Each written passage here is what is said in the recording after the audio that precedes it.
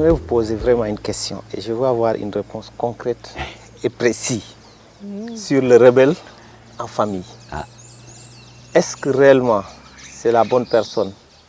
Autrement dit, le rebelle en famille, c'est celui qui incarne le changement, celui qui essaie de trouver une voie pour sortir. Ou entre autres, comme on le dit, c'est l'incorrect ou l'indiscipliné. Je ne sais pas, j'attends votre... Moi, je dirais un incompris. Un incompris. Un incompris. Parce que on peut avoir des fois des prises de position que les gens ne comprennent pas. Comme je disais tout à l'heure, dans certaines sociétés, c'est peut-être toléré. Mais ici, on n'a pas le droit de dire non, par exemple, à sa belle-mère. Quand on est une femme et qu'on vient dans une famille retrouver son mari, on n'a pas le droit de dire non à sa belle-mère. On doit se faire toute petite, être soumise, ne pas trop élever la voix, ainsi de suite. Donc, beaucoup de femmes aujourd'hui vivent cela. J'en parle parce que des proches sont victimes de cela. Et c'est pourquoi j'ai envie de demander dans quelle situation il faut se rebeller. Est-ce que des fois, Marabout Khalis, il faut se taire et encaisser les coups pour le bien-être, pour le bon fonctionnement de la cellule familiale? Ouais, je comprends, c'est dur, hein, c'est vrai que c'est dur. C'est difficile pour moi de parler parce que c'est très culturel. Et c'est vrai que dans notre société française, il y a beaucoup plus d'ouverture, peut-être même trop. Les petits-enfants, c'est les rois, tu vois. Ils peuvent tout faire quasiment. La nouvelle éducation de mes petits-enfants, c'est une grande liberté. Et ils peuvent tout dire, tout faire. Alors c'est peut-être moi qui suis à ce moment-là le grand-père qui met ses limites et tout ça. Donc là, c'est difficile, mais je pense que le rebelle, c'est toujours, il est en train de défendre sa peau, sa vie, tu vois, il défend sa vie.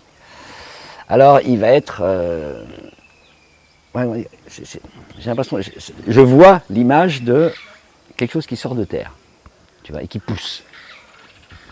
Une graine, ça commence à pousser, et plus ça grandit, plus ça pousse l'extérieur. Et donc, il y a des résistances autour. Il faut savoir encaisser. Alors, il faut savoir encaisser, et encore une fois, pas se décourager. Il faut être déterminé, il faut savoir qu'on est dans notre chemin de vie, quelque part. Oui, mais concrètement, pour les jeunes ou les gens qui sont dans ces situations actuelles, et qui ont envie de changer, Aram a dit tout à l'heure, quelque chose de formidable, c'est un incompris.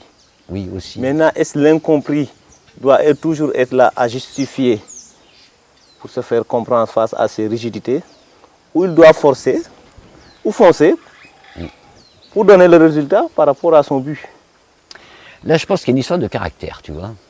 C'est-à-dire que tu as des gens qui sont capables d'encaisser, mais qui ne céderont pas. Tu vois, dans leur dignité, ils vont encaisser, ok.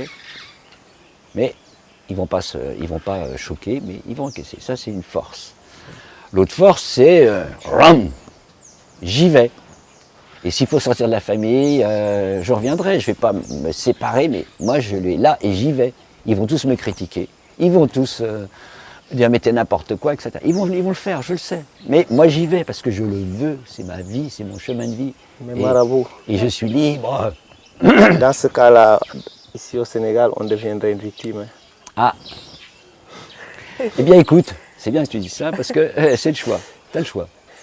Soit tu es un rebelle qui assume ses convictions, qui assume sa vie, qui va là où il veut aller, là où il sait qu'il va réussir, qu'il sera heureux de vivre. Ça, il y va. Et il va bousculer. Et il va avoir des critiques. Ou alors il se dit, bon, après tout, je vais être gentil, je vais me mouler, je vais me mettre dans le moule, etc. Et puis peut-être pas, mais peut-être qu'à bout d'un moment, il va avoir des regrets de ne pas avoir fait ce qu'il a voulu faire. Et il va accuser tous les autres. Il va être la victime. Oh, comme ils sont méchants dans ma famille. Oh, comme ils m'ont fait que du mal. Oh, j'étais un incompris, etc. Et il va faire des jérémiades. Bon. Mais la victime, le gros problème de la victime, c'est une très mauvaise attitude. Pour moi, c'est des pires pour l'évolution. C'est que la victime ne se remet pas en cause lui-même. Et il va accuser les autres. Il ne prend pas ses responsabilités. Il ne prend aucune responsabilité. Je ne suis pas responsable, je suis une victime, tous les autres, ils sont méchants. alors là, tu n'évolues pas, quoi. Donc s'il y a une attitude, la pire du pire, c'est de se mettre dans la peau de la victime. Alors là, tu es tranquille. Tu vas subir, et puis tu vas pleurnicher toute ta vie. Tu vois, et tu as parlé du féminisme à un moment. Mais je suis 200% d'accord. Il est évident que homme-femme, c'est nous l'humanité. Que la femme, que l'homme, il manque un bout à chacun, il manque une partie. C'est vrai que si c'est comme ça, c'est parce que l'humanité, elle est faite des hommes et des femmes. Et puis, ben, quand même, c'est un grand bonheur, hein, cette séparation, en plus. Mais et c'est vrai que les femmes, là, elles sont affrontées, comme tu le dis, à une espèce d'autorité, ou les hommes, mais il ne faut pas se mettre dans la peau de la victime.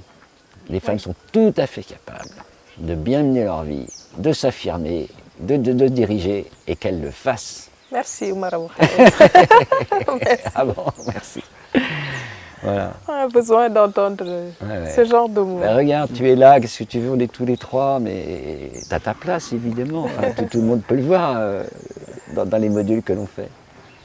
Voilà. J'aimerais qu'on aille en profondeur sur le prochain. Ce serait sur la prise d'initiative. Ah.